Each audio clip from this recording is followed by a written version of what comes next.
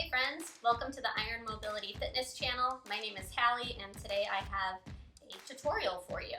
We are going to go through the arm bar, which is a shoulder stability exercise that you can use to help make your Turkish Get Ups, your shoulder presses, your snatches, any overhead shoulder stability work a lot stronger. So what you're going to do is grab a kettlebell. I have a 10 kilogram kettlebell here with me today. Don't go super heavy at first if you've never done this before. If you're familiar with it, you can go with a heavier weight, but I would caution you to go lighter and take time to stabilize in the position. I like to hold my arm bars for at least 45 seconds. So here we go. You're gonna lay down on your side in a fetal position. The arm that's gonna be working is your bottom arm. So if your dominant side is the one you wanna start on, start with that side down toward the ground. I'm a lefty, so I'm starting on my left side, and I'm gonna hook my hand through the kettlebell. I'm stacking my hips and my knees, legs are bent, and I'm gonna grab around the handle. My forearm is touching the bell. Now from here, I'm gonna use my opposite hand to help assist the kettlebell as I roll onto my back. And I'm gonna press the kettlebell up over my shoulder with both hands as I lay on my back. So here we go, you're gonna turn with the bell, press it up, and make sure that the wrist is directly above the shoulder. Now you can stay here if you've never done an arm bar before. This is a great position to learn at first, just to stabilize in this more abducted position. It's a little bit easier to control, and you want to think of pushing your knuckles up toward the ceiling to keep the wrists nice and straight. Now I would recommend holding there for about 30 seconds and then returning to your fetal position and practicing that at first. If you're ready to move on, we're going to do it together. Here we go. Turning onto your back, press it up. And now you're going to have the opposite leg straight. The leg of the side that has the kettlebell is bent with your foot flat on the ground, and the opposite arm is going to go on the floor, reaching long next to your ear. Now I'm going to start my arm bar by pressing my foot down to the floor to start turning my hip to the side. As I do that, I'm going to start to roll onto my opposite side of my torso, pressing the kettlebell up over the shoulder. Notice how I'm keeping my eye on the bell. Once I get onto the side of my hip, I'm going to bring that bent leg's knee all the way to the floor on the other side, so that way it's helping to stabilize my lower half of my body.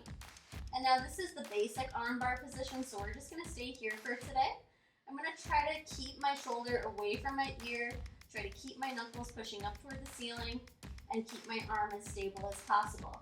If you're moving all around, maybe you need a lighter weight.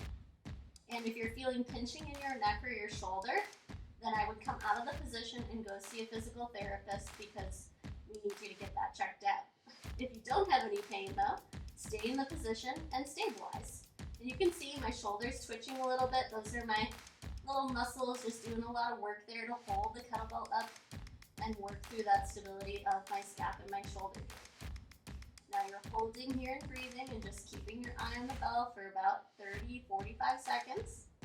And then once you feel like you've stabilized enough and you start to feel the shoulder fatigue a little bit, right? You don't want to go to your very end point because then the kettlebell might fall on you.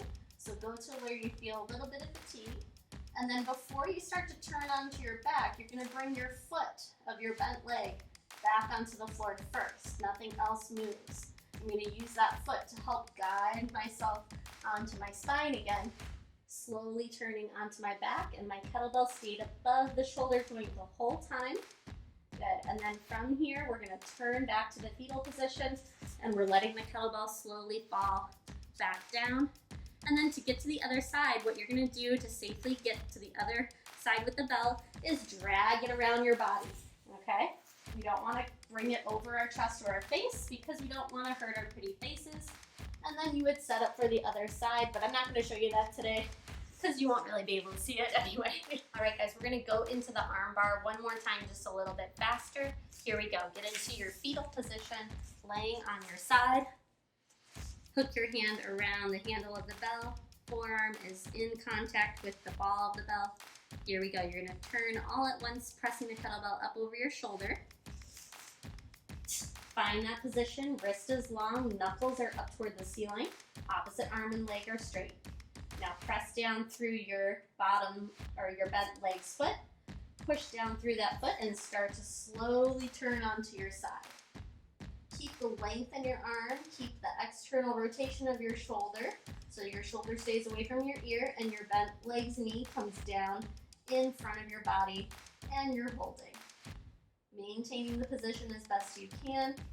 Even though we're working on shoulder stability here, you really want to try to keep your whole body engaged, so there's tension in my abdominals, my obliques, my glutes. I'm trying to maintain the position as best as I can and breathe easily. Good. Once it's been about 30-45 seconds, you're going to brace your body into the floor as you bring that bent leg all the way back to the starting position, foot flat on the ground. Slowly turn, keeping the kettlebell directly above your shoulders. You get onto your back, and then when you're ready, let the kettlebell fall back to the floor as you turn into fetal, and bring the kettlebell all the way around to the other side, set up in your fetal position, and you're good. All right, guys, thanks for joining me. I hope this was helpful for you. If you have any questions, just put them in the comments below, and we'll get back to you as soon as we can. Thanks so much, and have a great day.